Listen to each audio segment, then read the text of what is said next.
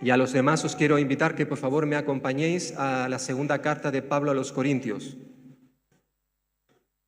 Segunda carta de Pablo a los Corintios, y vamos a estar viendo el capítulo 11, los primeros 6 versículos. Segunda de Corintios, capítulo 11. Vamos a orar primeramente.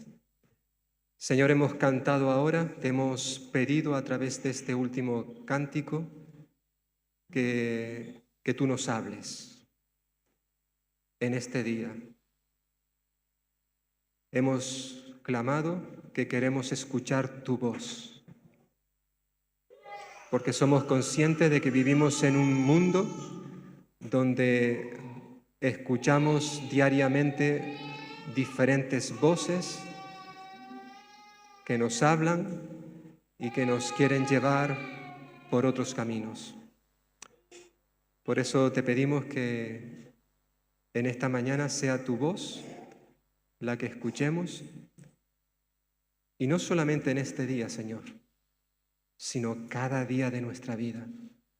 Mientras transitamos por este mundo a la espera de tu venida, queremos pedirte, Señor, que nos ayudes para que como iglesia sepamos escuchar tu voz y despreciar las otras voces que nos quieren confundir.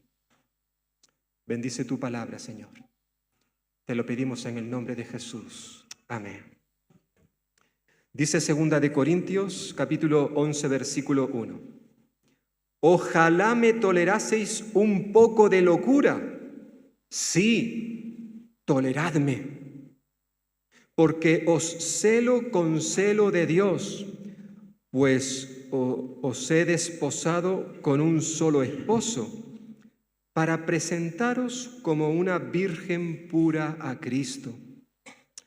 Pero me temo que como la serpiente con su astucia engañó a Eva, vuestros sentidos sean de alguna manera extraviados de la sincera fidelidad a Cristo.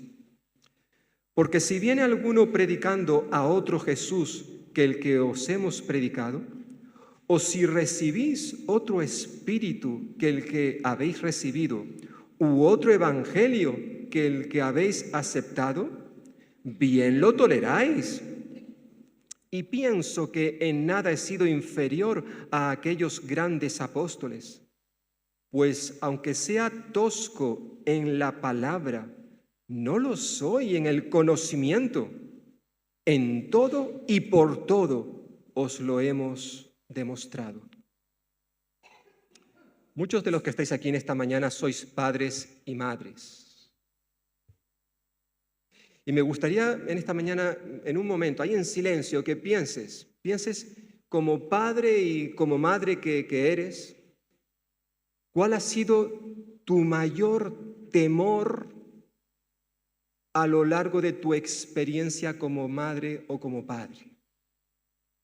¿Cuál ha sido esa circunstancia que como padre y madre creyentes, estoy pensando ahora mismo en aquellos que habéis nacido de nuevo, que sois hijos, hijas de Dios, qué es lo que a vuestra vida, siendo padres y madres, os ha causado más temor? Quizás vuestros niños todavía son pequeños o ya son grandecitos.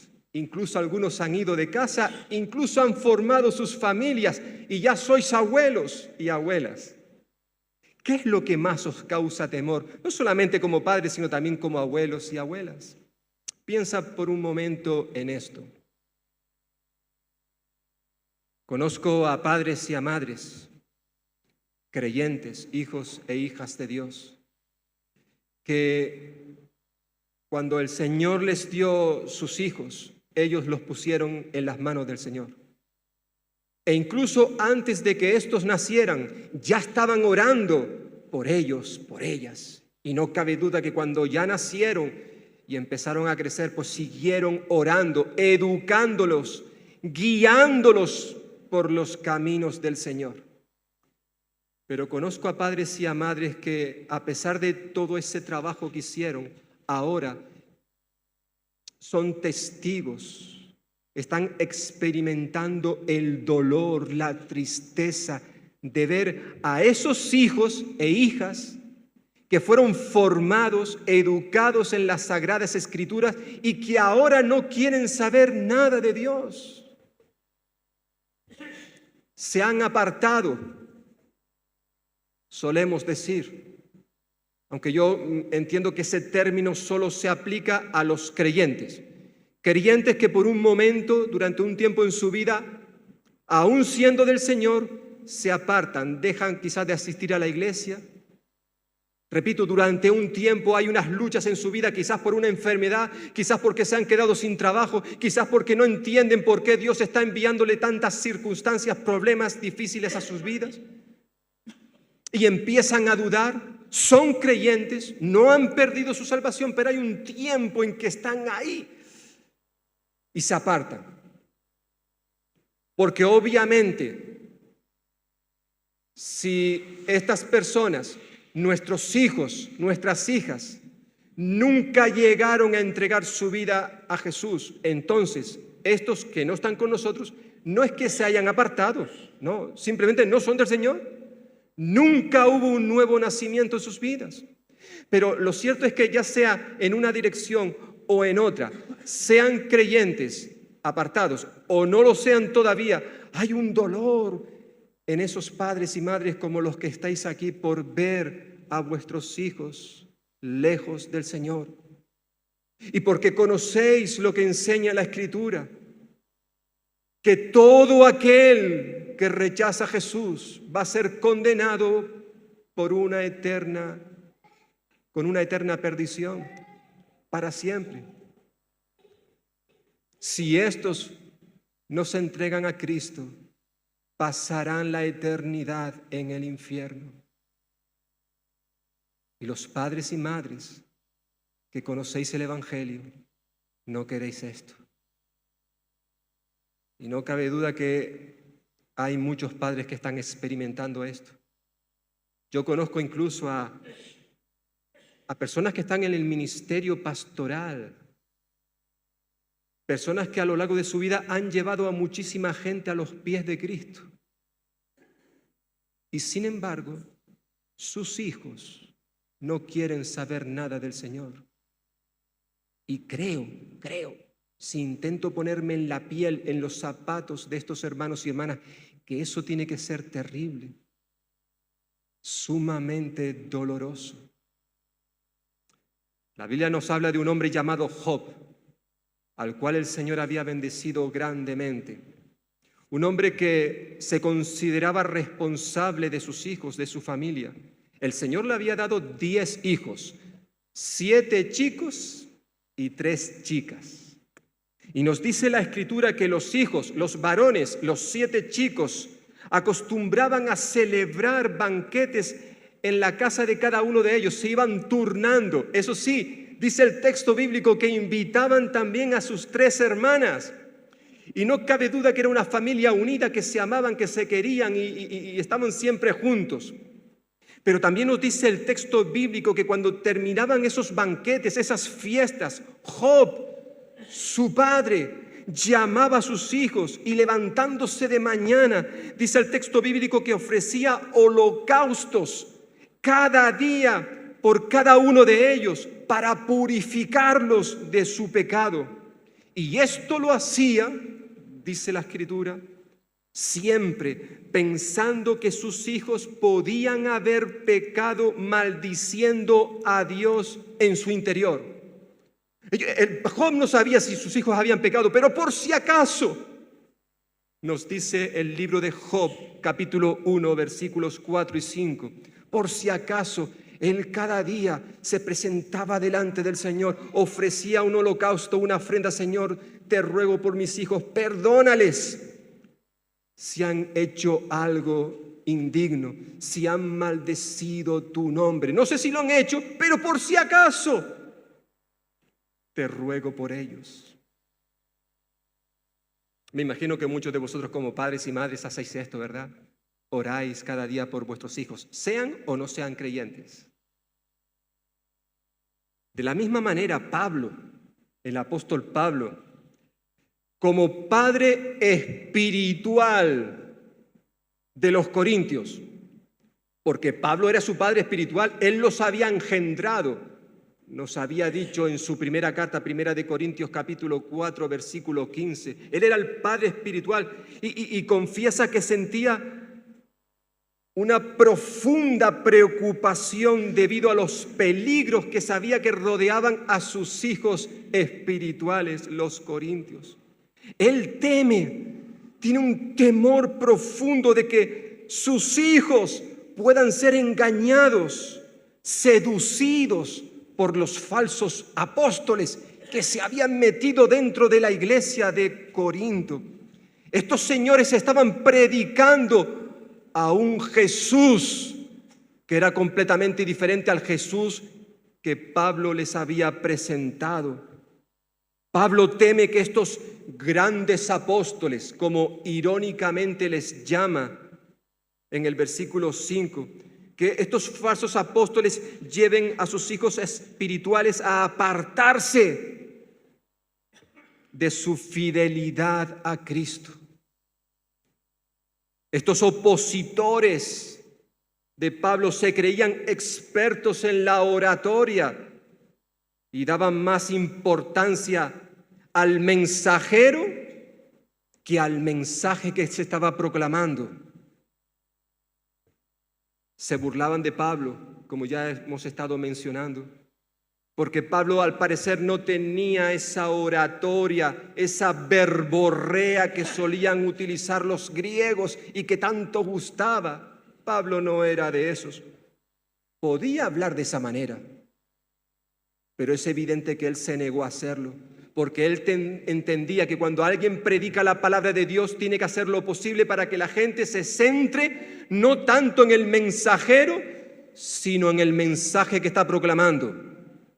Pablo quería que la gente dejara de mirar a esa persona tan elocuente, porque eso podía llevarles a olvidar el mensaje de la cruz.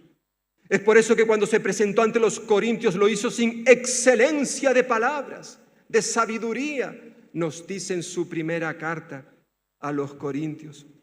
Por tanto, para defenderse, porque recordemos que ahora de manera especial, lo ha hecho en la mayor parte de esta carta, se está defendiendo de esos que le acusaban de cosas que no eran ciertas. Ahora Pablo tiene que hacer uso de unos métodos que a él no le gustaba usar, que era el de compararse con otros. Ya hemos visto la semana pasada, capítulo 10, que Pablo estaba en contra de esas personas que se comparan unos con otros. Bueno, ahora él va a hacer lo mismo. Lo que dijo que no se podía hacer, lo va a hacer él. Claro, obviamente, como ya hemos mencionado en semanas anteriores, Pablo está en muchos de sus argumentos, lo presenta con un tono irónico, ¿verdad? Él sabía que la gloria solo había que dársela a Jesús. Yo no me voy a gloriar en mí mismo, sino lo voy a hacer en el Señor, ya estuvimos mencionando. Por tanto, él comienza esta defensa casi pidiendo disculpas por su proceder. Versículo 1.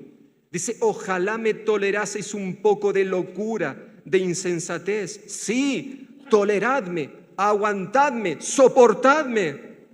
Dicho de otro modo, Pablo en cierta forma lo que está diciendo con esta primera frase, versículo 1, Pablo está diciendo, mira, queridos hermanos de Corinto, yo sé que me voy a pasar con lo que os voy a decir.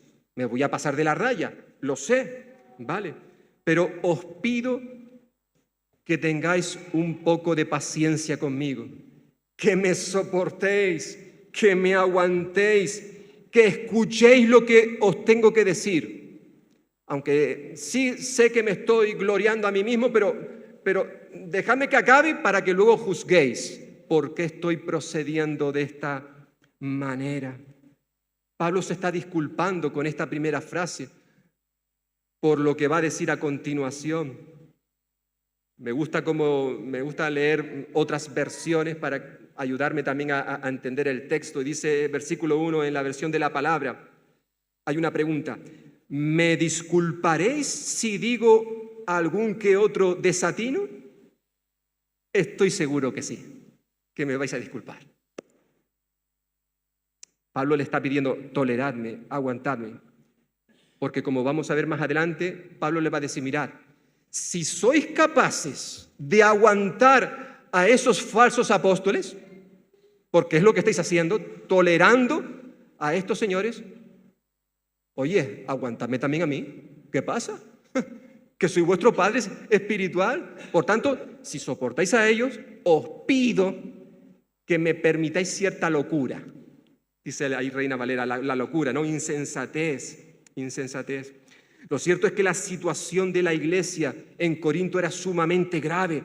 Es por eso que Pablo les pide que les aguante un poco.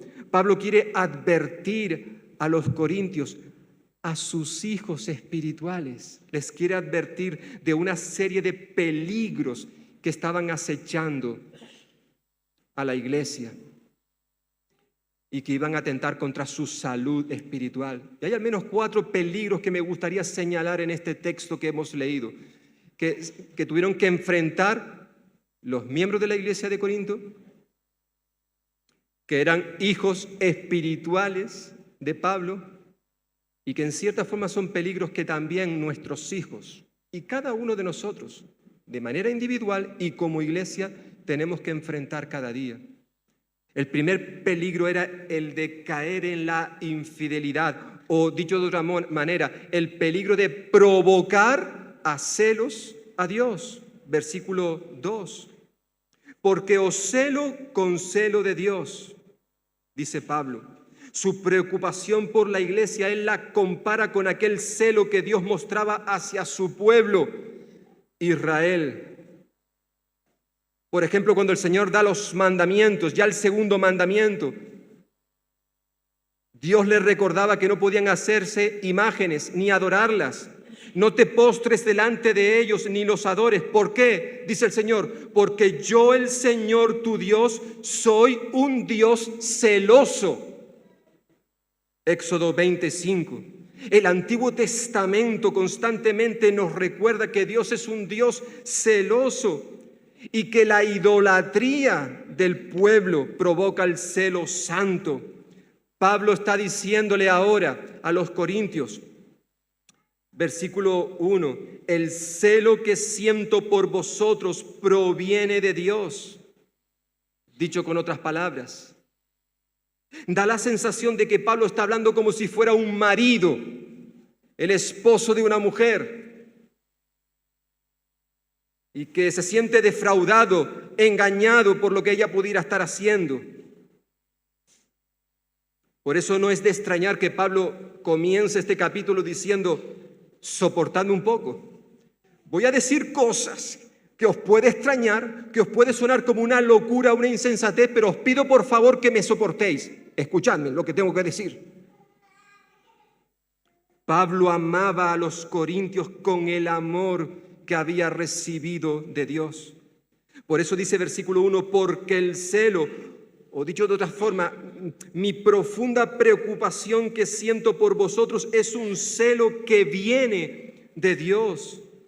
Se preocupaba por la iglesia, no como un esposo, porque la iglesia de Corinto no era la esposa de Pablo, pero Pablo se preocupa como si fuera un padre espiritual, y esto sí que lo era él, el padre de esta congregación.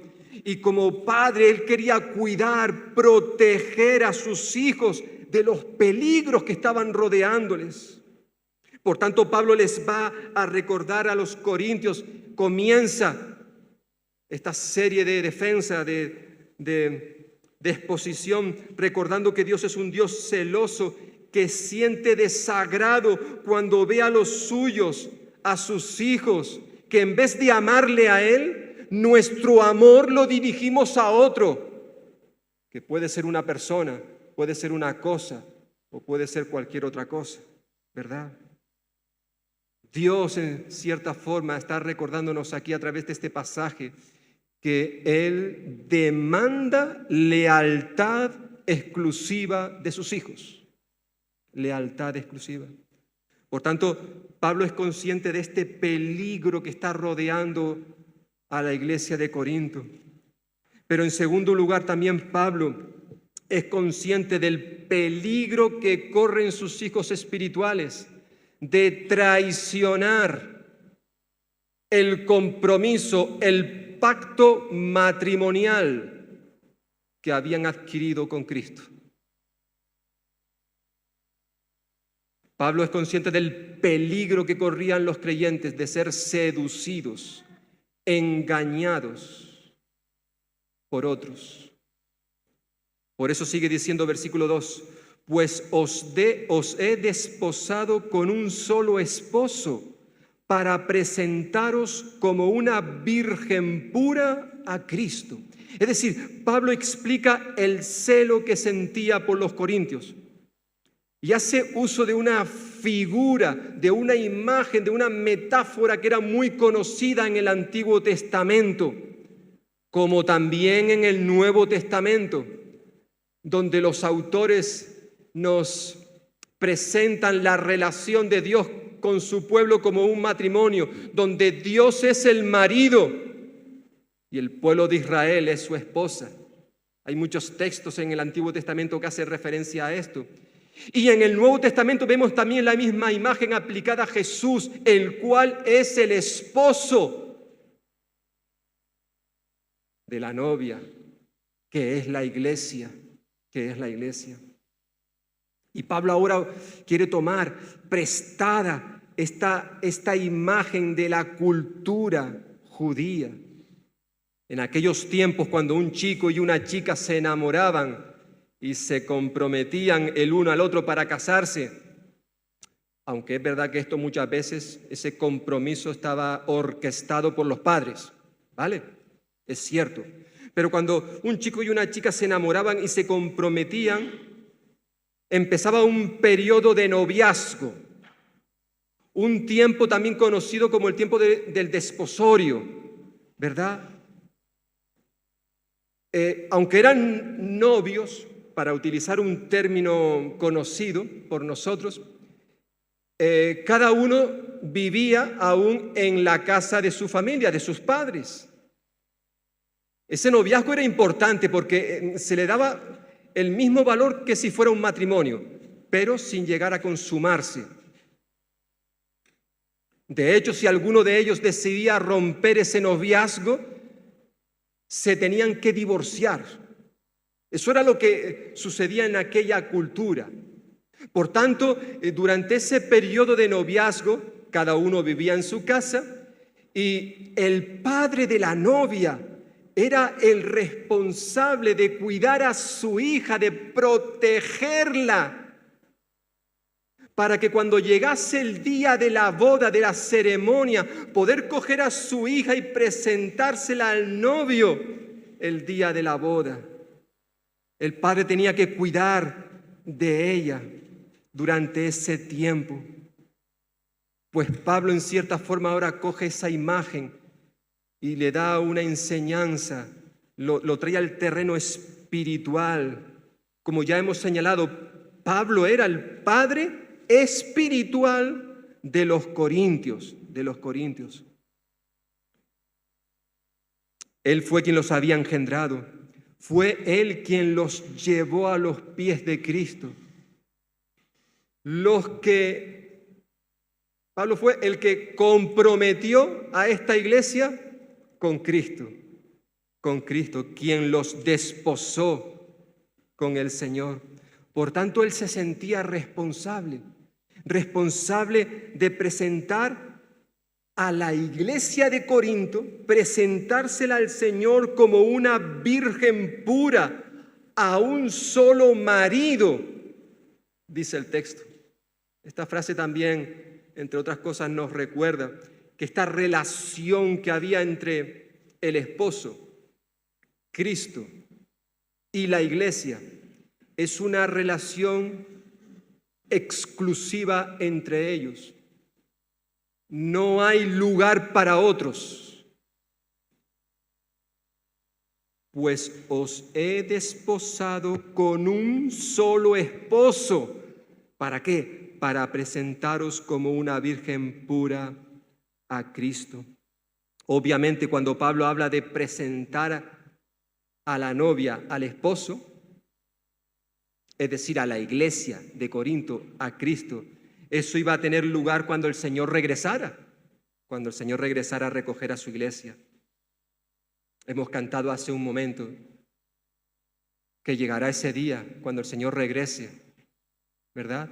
Y seremos presentados delante de Él sin mancha. Pero eso será cuando Él venga. Pero mientras esperaba que llegase ese día, Pablo se responsabilizaba de que la iglesia se mantuviera pura, fiel a su esposo, a su compromiso con el Señor. Cuando Pablo escribió su carta a los Efesios, es interesante que él utiliza también esta imagen de la iglesia, la esposa de Cristo, con su unión con Él, con el esposo. Y la hace en ese contexto donde nos recuerda a los maridos que estamos aquí, a los hombres que estamos aquí casados. Nos dice: maridos, amad a vuestras esposas. ¿Cómo? Pues dice Pablo que hemos de amar como Cristo amó a la iglesia y se entregó por ella para hacerla santa. Él, Cristo, la purificó a la iglesia, a su esposa, lavándola con agua mediante la palabra, para presentársela a sí mismo como una iglesia radiante, sin mancha, ni arruga, ni ninguna otra imperfección, sino santa e intachable. Efesios capítulo 5, versículos 25 al 27. A Pablo siempre le preocupó, que las iglesias que él había fundado, de las cuales se consideraba evidentemente padre espiritual, pues que ellos fueran sinceros e irreprensibles para el día de Cristo. Se lo decía, por ejemplo, a la iglesia de Filipos, a la iglesia de Colosas, a los corintios, a los tesalonicenses. Ahora Pablo, siendo consciente, estaba percibiendo que la iglesia, la esposa de Cristo, la iglesia local en Corinto, se estaba desviando, se estaba extraviando peligrosamente. Estaban dando muestra de haber sido seducidos por algunos dentro de la iglesia que estaban predicando a otro Jesús y presentando otro evangelio. El temor de Pablo es que los corintios fueran engañados por el diablo, como le sucedió a Eva en el jardín del Edén. Por eso su temor se expresa en el versículo 3 cuando dice: pero temo que como la serpiente con astucia engañó a Eva, vuestros sentidos, es decir, vuestros pensamientos, vuestra mente, sean de alguna manera extraviados de la sincera fidelidad a Cristo.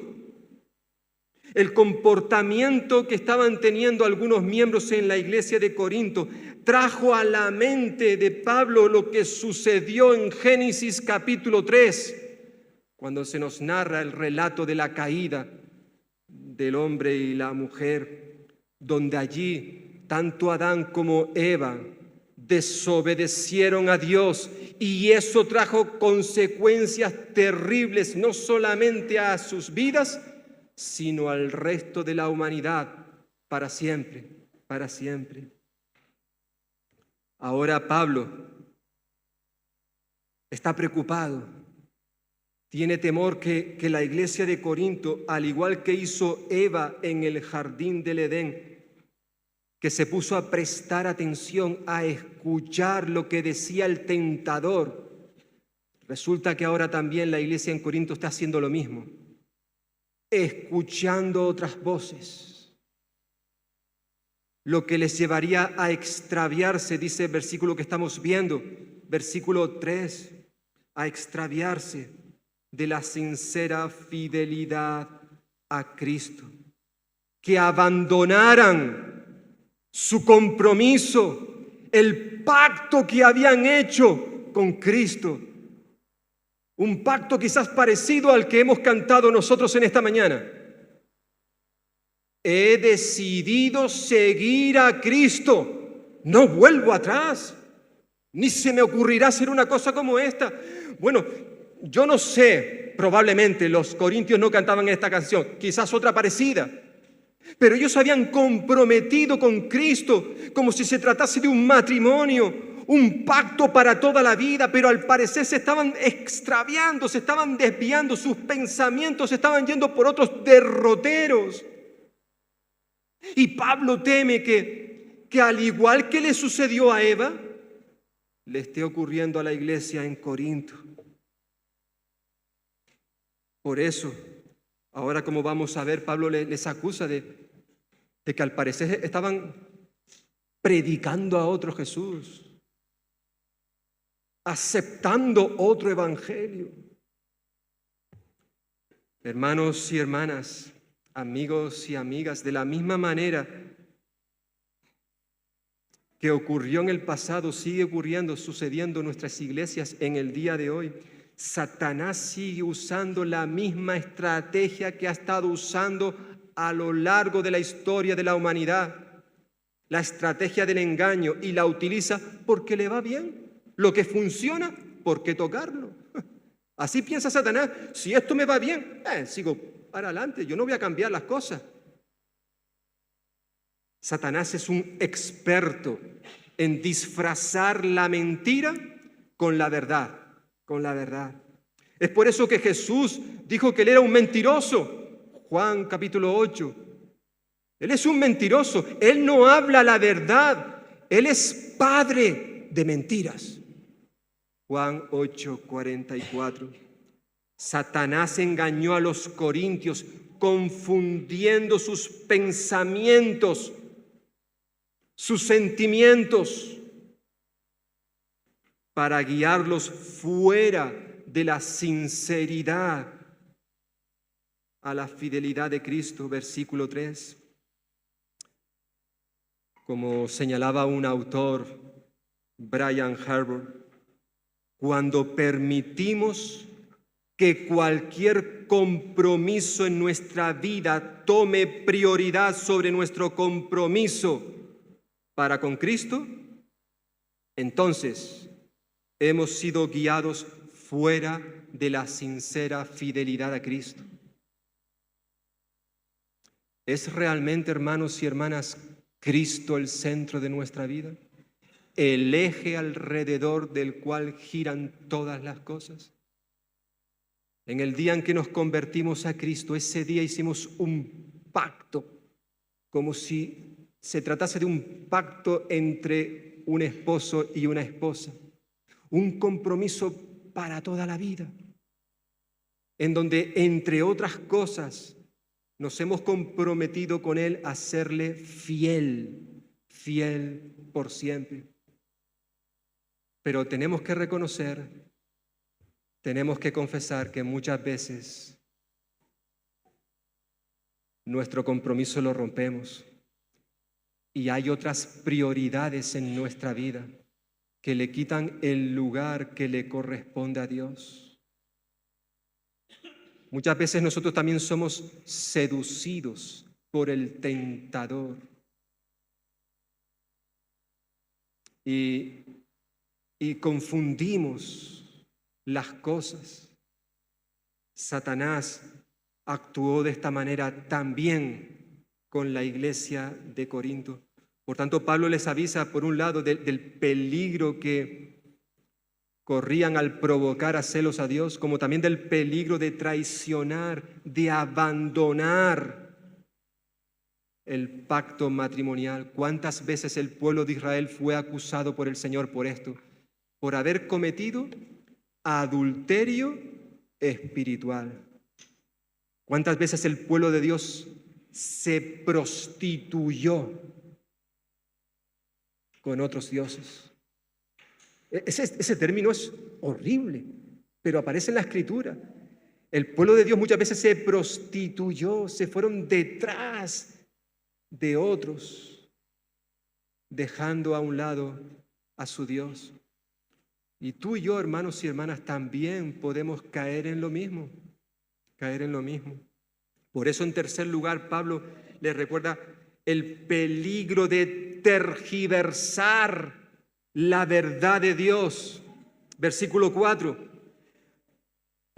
Para apoyar lo que acaba de decir, dice versículo 4, porque si viene alguno, no quiere decir que viniera una persona concreta, probablemente está hablando, haciendo referencia a ese grupo de falsos apóstoles, que también podría ser que estuvieran liderados, como suele suceder en los grupos, liderados por alguien.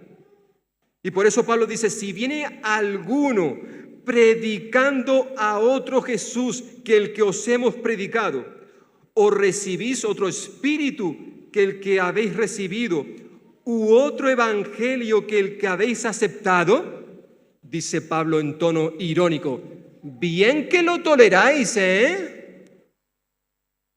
Terrible, terrible lo que estaba haciendo la iglesia en Corinto. Y Pablo, pues lo denuncia.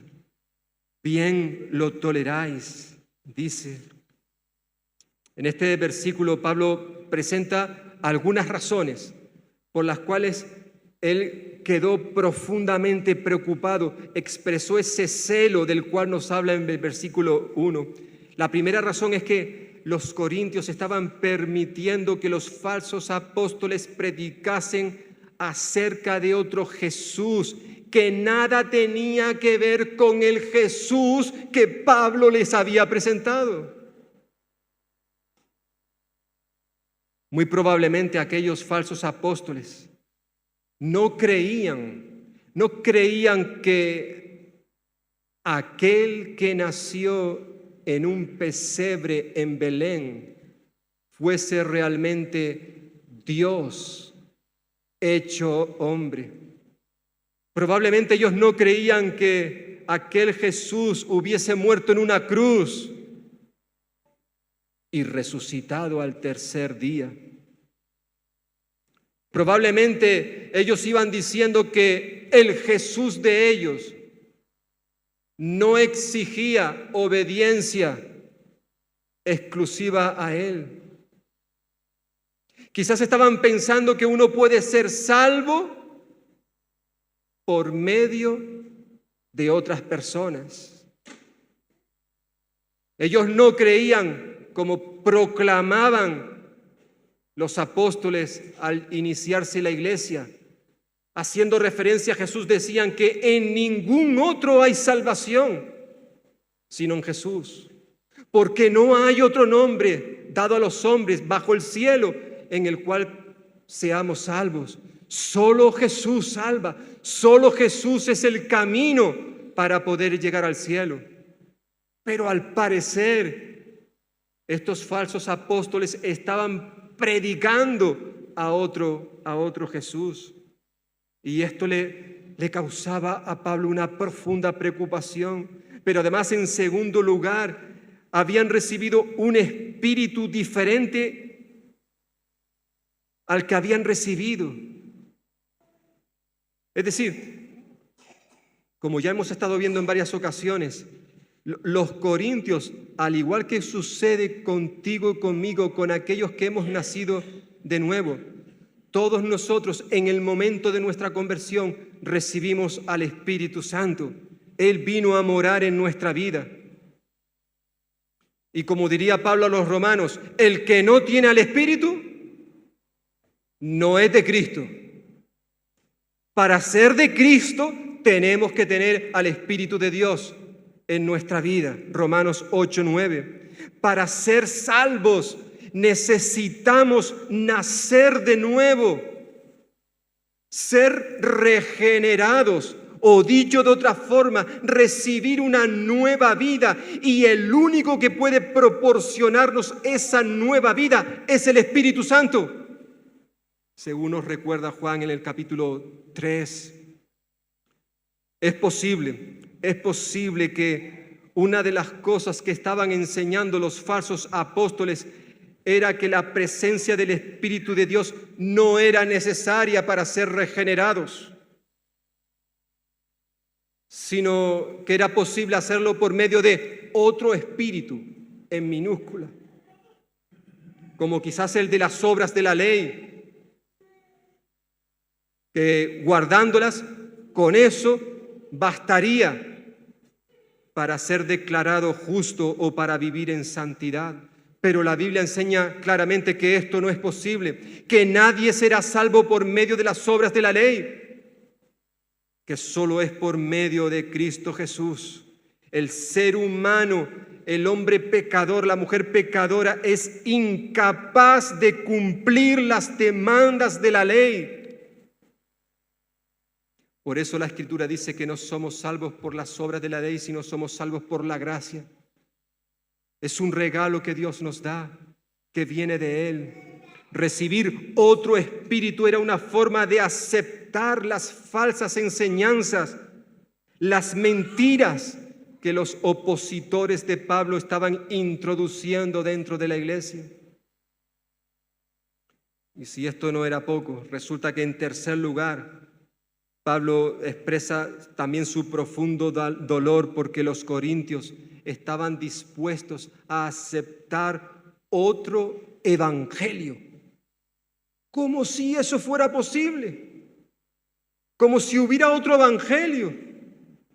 Lo cierto es que no, claramente la Escritura nos recuerda que solo hay un evangelio. Lo que los falsos apóstoles estaban enseñando, proclamando, tenía la única intención de confundir, engañar, inquietar a los cristianos inmaduros dentro de la iglesia. Algo muy similar sucedió con las iglesias en la zona de Galacia. Por eso cuando Pablo escribió su carta a los Gálatas, si me queréis acompañar, estamos en 2 de Corintios, el siguiente libro es Gálatas.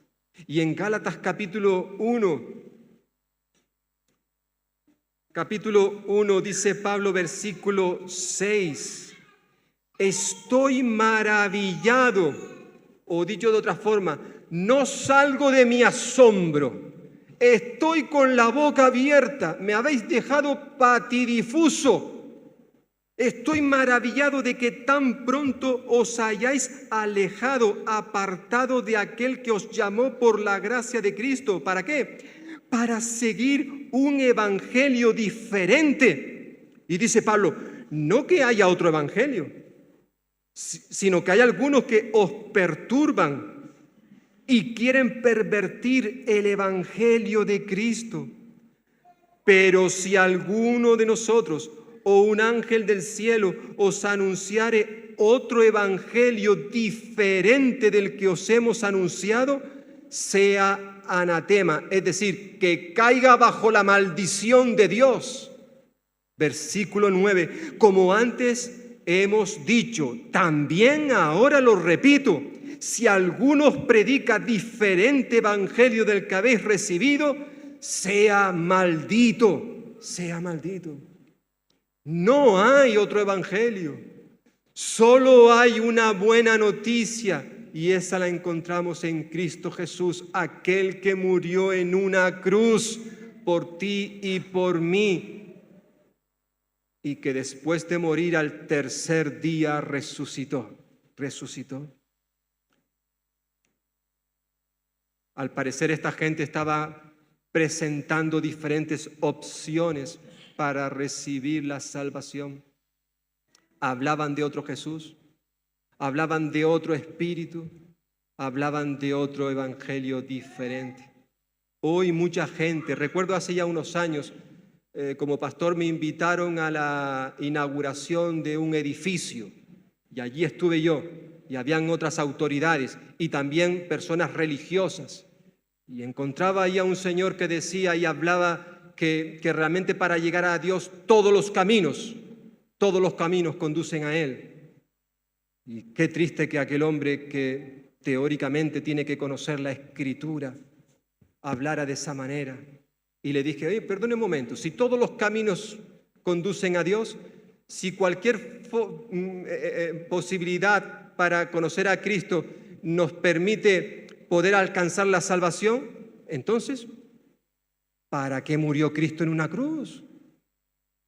Tuve que confrontar a aquella persona, un hombre religioso, hablando de que todos los caminos conducen a Dios. No, le dije, mire, perdone, pero eso no es cierto. Solo hay un camino, uno solo que conduce a Dios, y ese es Jesucristo. Si usted o cualquiera de los que estamos aquí no pasamos a través de Él, no vamos a llegar al cielo, no vamos a recibir la vida eterna. Solo hay un Jesús que salva, y ese es aquel que murió en la cruz. Solo hay un Espíritu Santo que nos regenera, nos da una nueva vida. Y solo hay un evangelio que poder contar. Todo lo demás son mentiras, son falsedades.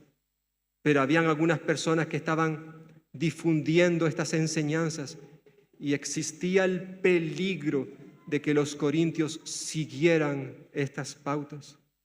Por eso Pablo termina con un cuarto peligro, recordándoles el peligro de dar prioridad al mensajero en vez de dárselo al mensaje. Versículos 5 y 6. Y pienso que en nada he sido inferior a aquellos grandes apóstoles, pues aunque sea tosco en la palabra, no lo soy en el conocimiento. En todo y por todos os lo hemos demostrado. Como ya hemos señalado anteriormente, los opositores de Pablo estaban engañando a la iglesia con una serie de enseñanzas que eran falsas y hasta ridículas, podríamos decir. Estas personas se consideraban a sí mismos como grandes apóstoles. Bueno, al menos así Pablo los llama irónicamente en este versículo. Otra traducción dice superapóstoles, superapóstoles. Estos despreciaban a Pablo porque consideraban que la forma de predicar de Pablo no era la más popular. Y Pablo no tiene ningún problema en reconocerlo. Dice versículo 6, dice, pues aunque sea tosco en la palabra, es decir, aunque él no estaba instruido en la retórica, en la verborrea griega, lo cierto es que él sí tenía otras capacidades y sobre todo, como nos dice en este texto, él tenía un profundo conocimiento, obviamente un conocimiento de la palabra, de la verdad de Dios. Quizás Pablo no tenía la capacidad oratoria que tenía Apolos. ¿Qué personaje más interesante? Apolos, ahí en Hechos capítulo 18. Él tenía una elocuencia, dice el texto, tenía una capacidad para hablar pasmosa, que dejaba a la gente con la boca abierta. Pablo dice, mira, vale, quizás no hablo de esta manera, pero yo tengo un conocimiento que aunque el texto no lo dice, Pablo podía decir, un conocimiento que ninguno de ellos tiene. Porque el conocimiento que Pablo había recibido no lo recibió de otros apóstoles, de otras personas, sino que le fue revelado por Dios. Nos recuerda él ahí en su carta a los Gálatas. Los que criticaban a Pablo evidentemente prestaban más atención a las formas de presentar el mensaje que al contenido del propio mensaje. Pablo creía, él pensaba, era su forma de pensar, que todos aquellos que se dedican a predicar la palabra de Dios tenían la obligación de llevar a sus oyentes no a admirar su habilidad, su destreza como predicador, sino más bien a dirigirlos hacia la claridad y sencillez a la hora de proclamar ese mensaje. Pablo no predicaba para impresionar a los demás, sino para proclamar con fidelidad la verdad de Dios. Pero tristemente tenemos que reconocer que hoy en día esta clase de actitudes las seguimos viendo en nuestras iglesias, donde le damos más importancia al mensajero, al que predica, al conferenciante, que a lo que éste está compartiendo. Hoy en día es esto lo que buscamos también como creyentes. Yo confieso que he caído en esto. Por ejemplo, cuando a veces los líderes, los pastores de la zona nos reunimos para organizar, preparar un evento y pensamos en invitar a un conferenciante, pues por regla general solemos buscar a alguien que, permitidme la expresión, que tenga caché, alguien conocido, alguien que cuando diseñemos un cartel y pongamos su nombre ahí, la gente cuando lo vea ha dicho, ¡oh, yo quiero venir a escuchar a este! Ya sea porque va a predicar o porque va a cantar. Nos dejamos llevar por el nombre. A lo mejor no proclama la verdad, pero, hombre, tiene buenas referencias, me gusta, lo he escuchado varias veces y qué buen predicador es. Y quizás nos ponen a otro nombre que no conocemos, que es una persona que ama a Dios, que predica a Dios fielmente, de manera fiel, hermosa, pero como no lo conocemos. Y eso a veces ocurre con nosotros. Queremos visitar una iglesia, estoy de vacaciones y me dispongo a visitar iglesias. ¿A cuál voy? ¿A una de un pueblecito allí en una esquina donde son 15 personas? ¿O prefiero ir a esta iglesia porque mira el pastor que está y es una iglesia que tiene más de 500 miembros? Allí se canta bien, y ponemos nuestros ojos en estas cosas. Esa es la realidad que a veces también sucede con nosotros. A veces le damos más importancia, como he dicho, al mensajero, el cual es pasajero, y no le damos importancia al mensaje que es eterno. Porque hermanos y hermanas, los que nos subimos a un púlpito a enseñar la palabra de Dios, estamos todos de paso. Hoy estamos y mañana es posible que no estemos. Unos van, otros vienen. Pero la palabra permanece. La palabra que se predica es ella la que tiene que protagonizar, la que tiene que dejarnos embelesados cuando la escuchamos, independientemente de quién sea el orador. No cabe duda que la iglesia de Corinto tuvo uno de los mayores privilegios que jamás una iglesia haya tenido, una iglesia cristiana. Fue la de tener a Pablo no solamente como maestro, sino como el fundador de esa iglesia. Y estamos convencidos de que debido a ese conocimiento del cual él expone y se gloría de ello, versículo 6, a pesar de su conocimiento, a pesar de que era un hombre fiel a la palabra, que él pudo poner un fundamento firme y sólido doctrinalmente hablando en Corinto, no había probablemente otro maestro como Pablo, y no sé si en aquel tiempo incluso aplicarlo a la historia de la iglesia del cristianismo. Sí, puede que hubieran otros, pero fue esta la persona que Dios escogió incluso para escribir la mitad del Nuevo Testamento. Y habían otros apóstoles, habían otros expositores, pero Dios decidió escoger a Pablo. Por tanto, la iglesia de Corinto tuvo un gran privilegio. Tenían que haber sido todos maestros de la palabra de Dios, pero, hermanos y hermanas, el que una iglesia haya sido formada bíblica y teológicamente de una manera sana, correcta, eso no garantiza que la iglesia vaya a continuar siempre en los caminos del Señor. Y aquí tenemos un ejemplo. Y las iglesias de Galacia lo mismo. Y si nos vamos al libro de Apocalipsis y pensamos en esas 7 iglesias de Asia Menor, la mayoría de ellas, de las 7, 5 se fueron por otros derroteros. Y se les tuvo que llamar la atención. Habían abandonado su primer amor y tenían que arrepentirse, tenían que cambiar. Y todas esas cosas, hermanos y hermanas, tienen que servirnos a nosotros como una advertencia de que nosotros, sí, da igual que llevemos más de 100 años aquí en Valdepeñas, tenemos que continuar velando y orando, rogándole al Señor que nos guarde, que nos proteja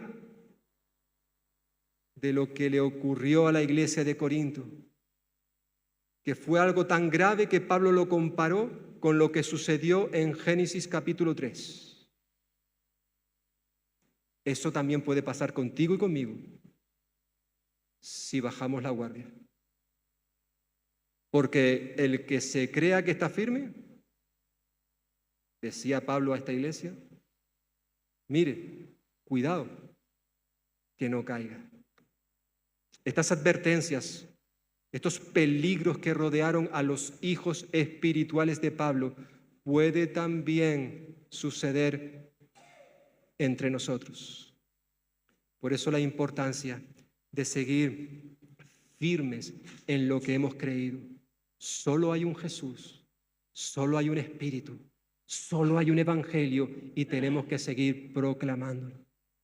Pero para eso necesitamos conocer la verdad, necesitamos escudriñarla, necesitamos ir cada día a ella, para que cuando alguien venga por ahí y pretenda seducirnos con nuevas doctrinas, enseguida los pillamos. ¿Por qué? Porque conocemos la verdad. Tenemos una relación con el Cristo crucificado. Le conocemos de forma personal. Conocemos su voz. Hemos cantado en esta mañana. Me gusta, ¿verdad? Fijaos. Bueno, leer esto se necesita un máster. Y yo no lo tengo. No, es que como está con las notas de la guitarra, entonces aquí hay una mezcla. Voy a intentarlo.